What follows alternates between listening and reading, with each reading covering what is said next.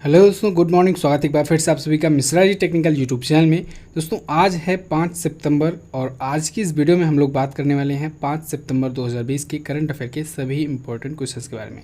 तो दोस्तों वीडियो में आगे बढ़ने से पहले आप सभी लोगों को शिक्षक दिवस की बहुत बहुत शुभकामनाएं। उन सभी गुरुओं को, हमारे जितने भी शिक्षक हैं और जितने भी लोग हैं जिनसे हमें कुछ भी सीखने को मिला हमारी ज़िंदगी में, उन सभी को हमारी तरफ से बहुत बहुत आभार और बहुत बहुत शुभकामनाएं शिक्षक दिवस की।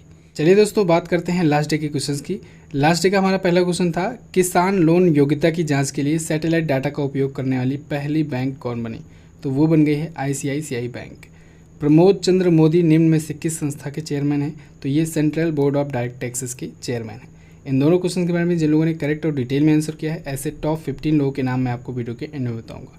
चलिए दोस्तों बात करते हैं आज के दिन के पहले क्वेश्चन की। तो पहला क्वेश्चन है हमारा, भारत और किस देश की नौसेनाओं के बीच इंदिरा नेवी सैन्य अभ्यास आयोजित हुआ? तो दोस्तों भारत और रसिया के बीच, किसके बीच? इंडिया और रसिया के बीच में बंगाल की खाड़ी में इंदिरा नेवी सैन्य अभ्यास आयोजित हुआ है। कब से कब तक आयोजित हुआ है? ये दोस्तों 2 दिवसीय था, तो 4 और 5 सितंबर को, यानी कि कल और आज ये आयोजित हो रहा है। ठीक है, कहाँ पर? बंगाल की खाड़ी में, वे ऑफ बंगाल में। अब देखिए ये भारत और रूस के बीच में हो रहा है। नाम से ही हम लोग जान लेंगे, नाम में आपको दिख रहा है INDRA, तो इंदिरा में होता है IND का मतलब इंडिया और RA का मतलब रसिया। ठीक है, तो ऐसे मैंने आपको एक सेपरेट वीडियो दी हुई है सैन्य अभ्यास पर ट्रिक की, उसमें मैंने ऐसे लगभग 10 से 12 सैन्य अभ्यास बताए हैं जिनका नाम से ही आप लोग डिकोड कर पाओगे कि वो सैन्य अभ्यास किन किन देशों के बीच में होता है। और ये क्वेश्चन दोस्तों बहुत पूछा जाता है एग्जाम में। उसमें बहुत सारा है, जैसे असिंडेक्स वगैरह है, तो असिंडेक्स में ऑस्ट्रेलिया और इंडिया हो गया। ऐसे बहुत से हैं जिसको नाम से ही हम लोग तोड़ सकते हैं। ठीक है, सेलिनेक्स वगैरह हो गया और भी कई सैन्य अभ्यास है, मैंने उस वीडियो में बताया हुआ है, आप लोग सर्च कीजिएगा एप्लीकेशन में जा करके आपको मिल जाएगी। फिलहाल हम लोग बात करते हैं इंदिरा नेवी की। तो ये इस बार का दोस्तों इसका 11वां संस्करण था। ठीक है, 11वां संस्करण था, यानी 11वीं बार ये आयोजित हो रहा है भारत और रूस के बीच में। ये द्विवार्षिक द्विपक्षीय सैन्य अभ्यास होता है, यानी 2-2 वर्षों के अंतराल पर होता है। क्लियर? अब ये सैन्य अभ्यास से रिलेटेड क्वेश्चन है। अभी एक क्वेश्चन आया था सैन्य अभ्यास से ही रिलेटेड और रसिया से ही रिलेटेड। रसिया के मॉस्को में दोस्तों होने वाला है काउकाज सैन्य अभ्यास।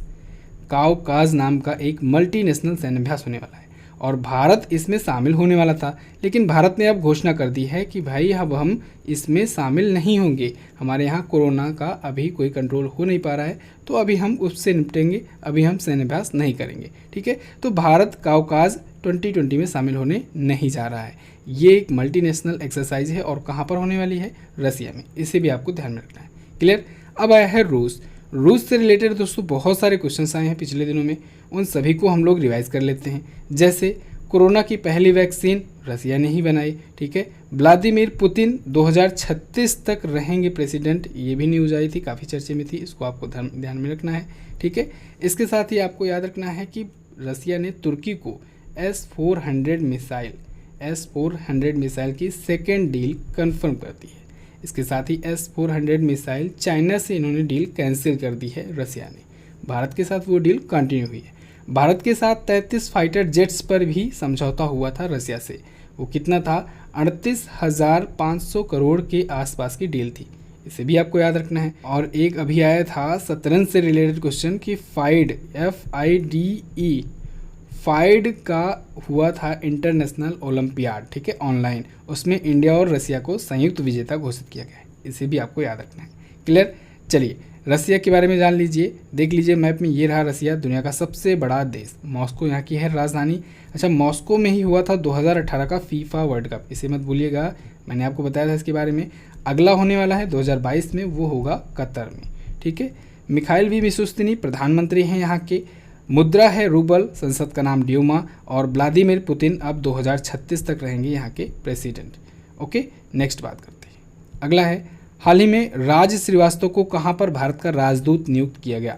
तो अभी हाल ही में राज श्रीवास्तव जी को क्रोएशिया गणराज्य का भारत का राजदूत नियुक्त किया गया है।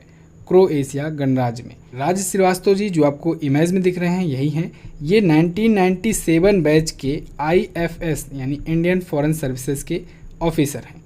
वर्तमान में ये अभी अगर बात की जाए तो जापान के टोक्यो में जो भारत का दूतावास है वहाँ पर ये उप प्रमुख हैं। ठीक है।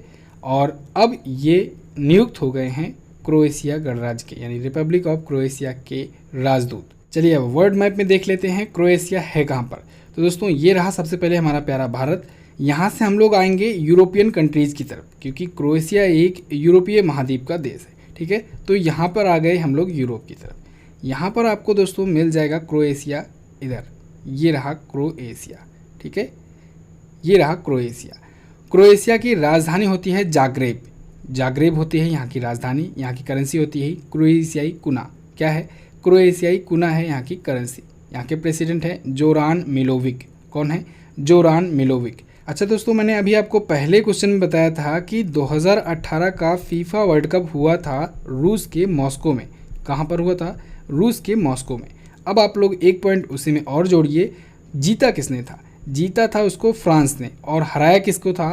क्रोएशिया को। क्रोएशिया दोस्तों रनर अप टीम रही थी, इससे भी आपको ध्यान में रखना है, पूछा जा सकता है, ठीक है। क्रोएशिया को हरा करके फ्रांस ने दूसरी बार जीता है। चलिए नेक्स्ट बात करते हैं।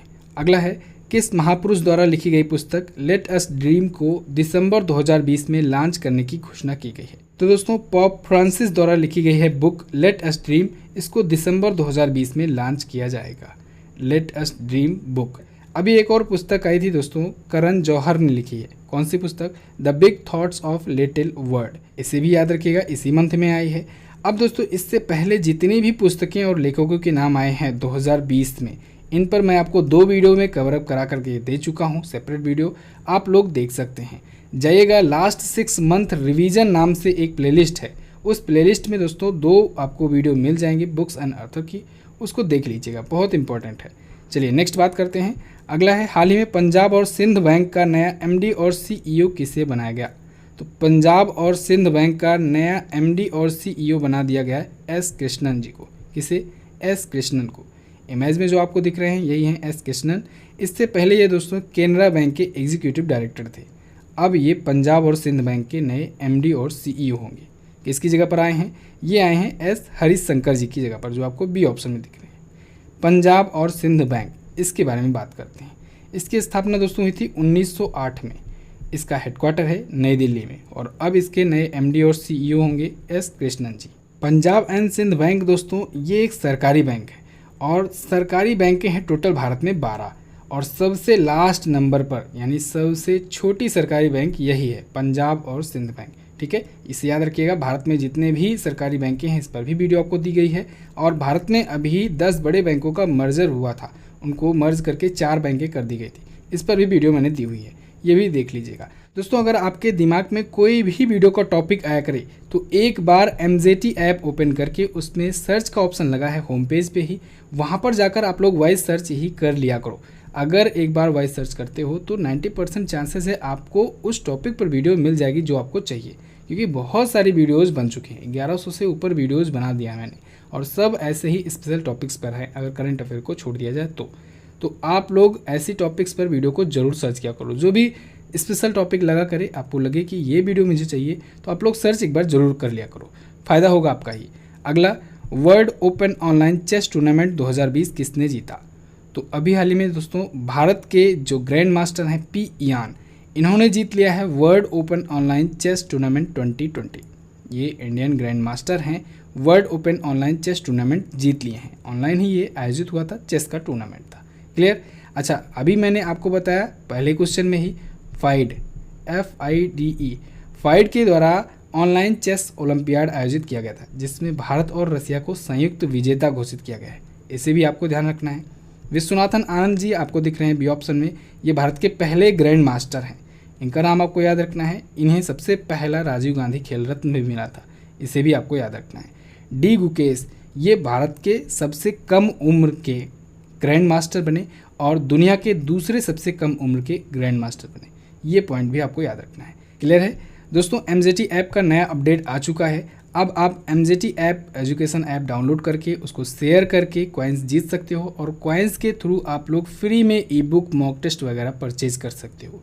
अगर आपके पास कॉइन्स है तो आपको करना क्या है, आपको ऐप को इंस्टॉल करना है। नया वाला जो ऐप आया है गूगल प्ले स्टोर पर जाना है, और कल ही एक नया अपडेट आया है, जो लोग यूज़ कर रहे हैं नया वाला भी, वो लोग भी अपडेट कर लें। और भी कुछ जो बग्स थे वो भी फिक्स कर दिए गए हैं, कुछ नए फीचर्स भी ऐड कर दिए गए हैं। ठीक है, कई दिनों से रिव्यू में था, पेंडिंग में था गूगल प्ले स्टोर पर, अब वो फाइनली अपडेट लाइव हो चुका है। तो आप लोग अपडेट कर लीजिए और जो लोग पुराने ऐप को यूज़ कर रहे हैं वो लोग नया ऐप इंस्टॉल कर लीजिए। में सबसे बड़ा और बेनिफिशियल जो फीचर है वो है MGT कॉइन्स का। इससे आप लोग फ्री में ई बुक मॉक टेस्ट पा सकते हो। अगर आप पहली बार साइन अप कर रहे हो तो आपको 30 कॉइन्स फ्री में मिल जाएंगे। आपको करना क्या है, अगर आपको जिस भी आपके फ्रेंड ने रिकमेंड किया है उसका रेफरल कोड आप लोग इंटर कर देते हो, तब फिर आपको 30 कॉइन मिल जाएंगे। अगर इन केस आपको किसी फ्रेंड ने रिकमेंड नहीं किया है तो आप मेरा वाला ये रेफरल कोड डाल देंगे MJT1924। इस प्रकार से आपके 30 कॉइन्स यानी 3 रुपये तुरंत ही लेस हो जाएंगे किसी भी ई बुक या मॉक टेस्ट में। इसके बाद आप लोग जैसे जैसे शेयर करोगे अपने दोस्तों के पास वैसे वैसे कॉइन्स पाओगे, अपना रेफरल कोड बताओगे उनको तो, और फिर आप लोग फ्री में ई बुक्स और मॉक टेस्ट वगैरह ले सकते हो। अगला क्वेश्चन देखते हैं। नेक्स्ट है, राष्ट्रीय जनजातीय अनुसंधान सम्मेलन का उद्घाटन किसने किया? तो दोस्तों केंद्रीय मंत्री अर्जुन मुंडा जी ने राष्ट्रीय जनजातीय अनुसंधान सम्मेलन यानी नेशनल ट्राइबल रिसर्च कॉन्क्लेव का उद्घाटन किया है। ये दोस्तों 2 दिवसीय आयोजन था। ये 3 और 4 सितंबर को मनाया गया। कब 3 और 4 सितंबर को। किसने किसने आयोजन किया इसका? तो इसका आयोजन दोस्तों भारतीय लोक प्रशासन संस्थान, जनजातीय कार्य मंत्रालय और जनजातीय कार्यों के लिए उत्कृष्टता केंद्र, इन तीनों ने मिल करके किया है। तो केंद्रीय मंत्री, केंद्रीय जनजातीय मामलों के मंत्री अर्जुन मुंडा जी ने इसका उद्घाटन किया है। क्लियर है? नेक्स्ट बात करते हैं। अगला है, हाल ही में RBI ने मुरली राम कृष्णन को किस बैंक के नए MD और CEO के रूप में नियुक्त करने के लिए मंजूरी दे दी है? तो मुरली राम कृष्णन ये दोस्तों साउथ इंडियन बैंक के, कहाँ के? साउथ इंडियन बैंक के MD और CEO नियुक्त होंगे। तो इनके लिए अप्रूवल दे दिया है RBI ने। होता क्या है, जो भी बैंक का बड़ा पद होता है, MD CEO हुआ, चेयरमैन का पद हुआ, इन सब के नियुक्ति के लिए दोस्तों RBI से मंजूरी लेनी पड़ती है। तो RBI ने यानी रिजर्व बैंक ऑफ इंडिया ने साउथ इंडियन बैंक के लिए MD और CEO के पद पर मुरली रामकृष्णन को मंजूरी दे दी है। अब ये 1 अक्टूबर 2020 से अपना कार्यभार संभालेंगे और इनको अगले 3 वर्षों के लिए नियुक्त किया गया है। क्लियर है? साउथ इंडियन बैंक का नया MD और CEO। साउथ इंडियन बैंक के बारे में जानिए। साउथ इंडियन बैंक दोस्तों इसका हेडक्वार्टर है त्रिशूर में, केरल के त्रिशूर में है इसका हेडक्वार्टर। इसकी टैगलाइन होती है दोस्तों, experience next generation banking. Clear? अच्छा, RBI आज आया है बहुत दिन बाद, तो जल्दी से हम लोग क्विकली रिवीजन कर लेते हैं, RBI के बारे में कुछ चीज़ें जान लेते हैं। RBI यानी रिजर्व बैंक ऑफ इंडिया हमारे भारत का केंद्रीय बैंक है। मुद्रा छापने का अधिकार इसी के पास है। मॉनेटरी पॉलिसी भी यही जारी करता है। RBI की स्थापना दोस्तों हुई थी 1 अप्रैल 1935 को और इसको राष्ट्रीयकृत किया गया यानी कि नेशनलाइज किया गया 1 जनवरी 1949 को। पहले गवर्नर हुए ओसबॉर्न स्मिथ, पहले भारतीय गवर्नर हुए CD देशमुख और वर्तमान में गवर्नर हैं शक्तिकांत दास जो कि 25वें नंबर के हैं। क्लियर है? मुंबई में है हेडक्वार्टर RBI का। अगला है, किस राज्य सरकार ने 1 से 14 सितंबर 2020 तक गहन दस्त नियंत्रण पखवाड़ा कार्यक्रम मनाने की घोषणा की? तो अभी हाल ही में दोस्तों नागालैंड राज्य सरकार ने 1 सितंबर से 14 सितंबर 2020 तक गहन दस्त नियंत्रण पखवाड़ा कार्यक्रम मनाने की घोषणा की है। ये 1 सितंबर से 14 सितंबर तक मनाया जाएगा। ये एक वार्षिक गतिविधि होती है दोस्तों, पूरे देश भर में एक्चुअली में मनाया जाता है, लेकिन नागालैंड सरकार इस बार स्पेशल तरीके से मना रही है। ठीक है? 1 सितंबर से 14 सितंबर तक गहन दस्त नियंत्रण पखवाड़ा कार्यक्रम क्या होगा? इस कार्यक्रम के तहत दोस्तों 5 साल से कम उम्र के जो भी बच्चे हैं, छोटे बच्चे हैं, तो इन बच्चों के घरों में जहाँ पर जिन घरों में 5 वर्ष से कम उम्र के बच्चे रह रहे होते हैं वहाँ पर फ्री में ORS का घोल प्रोवाइड किया जाएगा। साथ ही साथ जिंक की टैबलेट भी बांटे जाएंगे। तो इससे दस्त जो होगा, दस्त यानी कि डायरिया, तो डायरिया पर कंट्रोल हो पाएगा। ठीक है? डायरिया बीमारी पर। क्लियर? तो नागालैंड राज्य सरकार ने इसे शुरू किया है। अब नागालैंड के बारे में बात कर लेते हैं। नागालैंड देख लीजिए मैप में, ये रहा नागालैंड। ठीक है? कोहिमा है यहाँ की राजधानी। नेफ्यू रियो जी यहाँ के हैं करंट टाइम पर चीफ मिनिस्टर। गवर्नर है RN रवि। नागालैंड थोड़ा सा और डिटेल में देखते हैं किससे किससे अपना बॉर्डर शेयर करता है। तो ये अपना बॉर्डर दोस्तों अरुणाचल प्रदेश से, असम से और मणिपुर से शेयर करता है। अच्छा, मैंने आपको बताया था हाई कोर्ट के बारे में कि यहाँ पर है गुवाहाटी हाई कोर्ट असम में, और ये गुवाहाटी हाई कोर्ट जो है ये अरुणाचल प्रदेश का भी देखता है, नागालैंड का भी देखता है और मिजोरम का भी देखता है और असम का तो देखता ही है। तो इन 4 राज्यों का गुवाहाटी हाई कोर्ट ही पड़ता है। यहाँ पर भी आपको शो हो जाएगा। ठीक है? Guwahati high court. Guwahati high court के चीफ जस्टिस कौन है? अजय लांबा जी। इनका नाम आपको याद रखना है। क्लियर? नेक्स्ट बात करते हैं। अगला है, किस राज्य की विधानसभा ने मूर्त विरासत की रक्षा, संरक्षण और पुनर्स्थापना विधेयक पारित किया? तो अभी हाल ही में असम राज्य सरकार ने दोस्तों मूर्ति विरासत की रक्षा, संरक्षण और पुनर्स्थापना विधेयक पारित किया है। ये एक ऐसा विधेयक है जो अभी तक किसी भी राष्ट्रीय कानून या किसी भी राज्य के संविधान में कानून में नहीं है। असम पहला ऐसा बना है, ठीक है, ऐसा असम का दावा है। इसके तहत क्या होगा, नाम से ही दोस्तों स्पष्ट है कि जो मूर्तियां हैं, कोई भी मूर्ति हो, किसी महापुरुष की, किसी देवी देवता की या जो भी हो, तो उसकी रक्षा करने के लिए, उसके संरक्षण के लिए, उसके बचाव के लिए या फिर उसको पुनर्स्थापित करने के लिए। होता क्या है, कभी कभी दंगे फसाद वगैरह में मूर्तियां वगैरह तोड़ दी जाती हैं, तो ऐसे में पुनर्स्थापित भी किया जाए, तो इसके लिए एक विधेयक पारित किया है। विधेयक के बारे में मैंने आपको बताया, विधेयक यानी बिल आया है, जब ये अप्रूव हो जाएगा, पास हो जाएगा सदन में, तो फिर ये एक्ट बन जाएगा, ठीक है, तब ये कानून बन जाएगा। तो असम ने इसे लॉन्च किया है। अच्छा, अब देखिए, असम ये विधेयक पारित किया है। इस विधेयक का पूरा और एक्चुअल नाम क्या है, नोट डाउन करने लायक है। इस बिल का नाम है असम धरोहर या मूर्त रक्षण, बचाव, संरक्षण और रख रखाव विधेयक 2020। फिर से बोल दे रहा हूँ, असम धरोहर रक्षण, बचाव, संरक्षण और रख रखाव विधेयक 2020। तो ये असम विधानसभा द्वारा विधेयक पारित किया गया है। क्लियर है। कल भी एक क्वेश्चन आया था ऐसे ही रिलेटेड कुछ, वो था जम्मू कश्मीर में राजभाषा विधेयक।